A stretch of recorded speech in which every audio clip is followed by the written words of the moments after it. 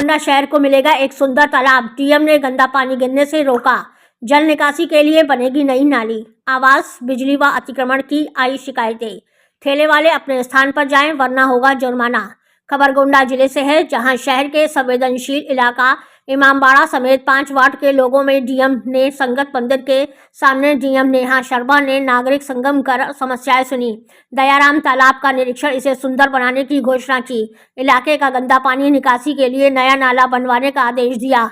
DM ने स्पष्ट किया कि ठेले वाले अपने वेडिंग जोन में जाएं, अन्यथा जुर्माना लगाया जाएगा। शहर में एक सुंदर तालाब विकसित होगा तो यहां पर पर्यावरण संरक्षण को बढ़ावा होगा और पक्षी व पौध उगेंगे।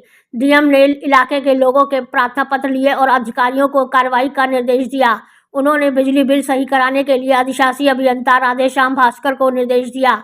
शहर में विधवा, वृद्धा, विकलांग पेंशन की अर्जी देने को कहा। डीएम ने कहा कि शहर में सीवर लाइन बनाने का प्रयास किया जाएगा। इस मौके पर ADM Alok Kumar, Rajiv Mohan Saxena, Ashwini Tripathi, Rajesh Chaudhary, DPO Soni, EO Sanjay मिश्र ने समस्याएं सुनी। अध्यक्षता चेयरमैन उजमा राशिद ने की। डीएम को बुके देकर स्वागत किया।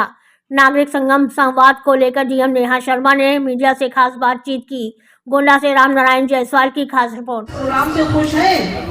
जवाब दीजिए।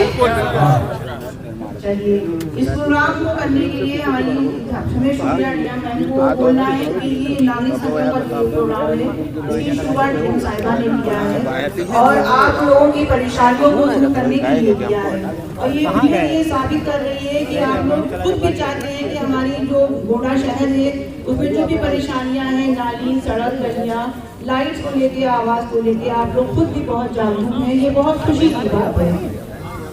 नगर पालिका जो गोंडा शहर है इसी वक्त में बहुत गंदा था, इसकी वो लोग गंदे शहर में शामिल करते थे, लेकिन आप लोगों की वजह से, नगर पालिका के कर्मचारियों की वजह से, हम सब की मेहनत की वजह से आज हमारी पोजीशन पहले से कुछ बेहतर है। और मैं ये उम्मीद करती हूँ कि ये हमेशा ऐसी बेहतर हो और आगे हम बढ़ें। हमें आप पीछे हो जाओ, बस जो हमारी कर्मचारी जो काम करना है और वो उनके झाड़ू लगाते हैं, सफाई करते हैं, सिर्फ हमें उसे मेंटेन करना है। मेंटेन कैसे करना है? जिस तरह हम अपने घर में सफाई के बाद मेंटेन रखते हैं, कूड़ा इधर उधर नहीं फेंकते हैं, ऐसे झाड़ू लगने के बाद, सफाई होने के बाद कूड़ा जैसे अक्सर लोग खिड़कियों से बाहर फेंक देते हैं, वो चीज ना करें, तभी ये मेंटेन रहेगा। कूड़ा अगर रह गया तो उसे अपने घर में रखें और सेकंड शिफ्ट में आप लोग कूड़ा फेंकें। इसके अलावा मैं ये कहना चाहूंगी कि नागरिक संगम ने शुरुआत किया है और नगर पालिका के जरिए ये आगे भी चलता रहेगा, ये मैं उम्मीद करती हूँ।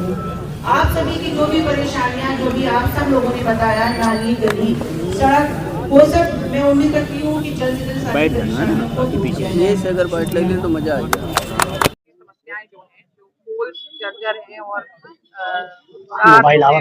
इस प्रकार की समस्याएं, तो उन समस्याओं को लेकर के कंसर्न डिपार्टमेंट जो है उन्होंने की कार्य योजना में सम्मिलित की है और कुछ में हम लोग तात्कालिक प्रभाव से रिप्लेसमेंट इत्यादि करवा रहे हैं। तो आज का ये जो नागरिक संगम है, जैसा आप देख सकते हैं कि संगम की संज्ञा के तहत इस कार्य को किया जा रहा है और ये इमामबाड़े का क्षेत्र है, बड़ी संगत मंदिर है पीछे, तो बहुत संख्या में हर तरीके से सभी वार्डों के लोग जो हैं वो यहाँ आए और उन्होंने अपनी बात रखी, सभासद गणों ने अपनी बात रखी, चेयरमैन साहिबा ने रखी और स्वच्छता और अतिक्रमण मुक्ति को लेकर के हम लोगों ने आज एक प्रतिबद्धता भी रखी है। ट्रिपल पी पर काम करने की प्रतिबद्धता रखी है, जिस पर मैंने बात की कि हम लोग प्रे करें, लोगों को परसुएट करें, लेकिन अगर नहीं मानते हैं तो फिर पेनाल्टी मोड में भी जा करके कार्य करें। मैडम, जैसे एप्लीकेशन आ रही है कंटिन्यू, तो क्या कोई रेमेडी भी मिल रही है? निश्चित रेमेडी मिल रही है और इसमें बेसिकली हमारी जो कार्य योजनाएं बनती हैं नगर पालिकाओं की, तो नगर पालिका की कार्य योजना में भी इनको वरीयता किस प्रकार से देनी है, वो एक सीधे जनमानस के माध्यम से और उसको धरातल पर वेरीफाई करके रखने में बहुत बेटर हमारे रिजल्ट्स बनते हैं, बेटर हमारी कार्य योजना बनती है। तो एक जो कार्य योजना बनाने में भी इसका बहुत इम्पोर्टेंट रोल है। अभी स्ट्रीट लाइट्स जैसे आएंगी तो स्ट्रीट लाइट्स कहाँ कहाँ पर मेजर प्रॉब्लम है वो इंडिकेट हो जाएगा, सूचीबद्ध हो जाएगा।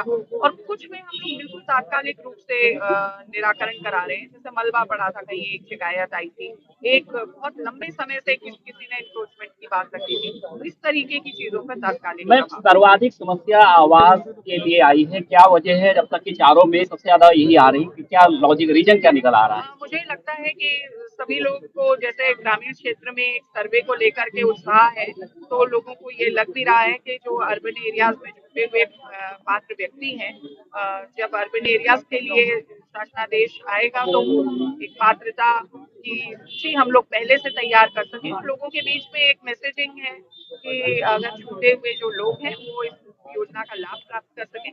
इसीलिए बहुत संख्या में मैडम, नगर पालिका हमेशा बजट के लिए जुड़ती है। रिसोर्सेज जो अवेलेबल हैं और 15वें वित्त इत्यादि से भी गवर्नमेंट की तरफ से भी जो ग्रांट्स आती हैं उस पर कार्य होता है।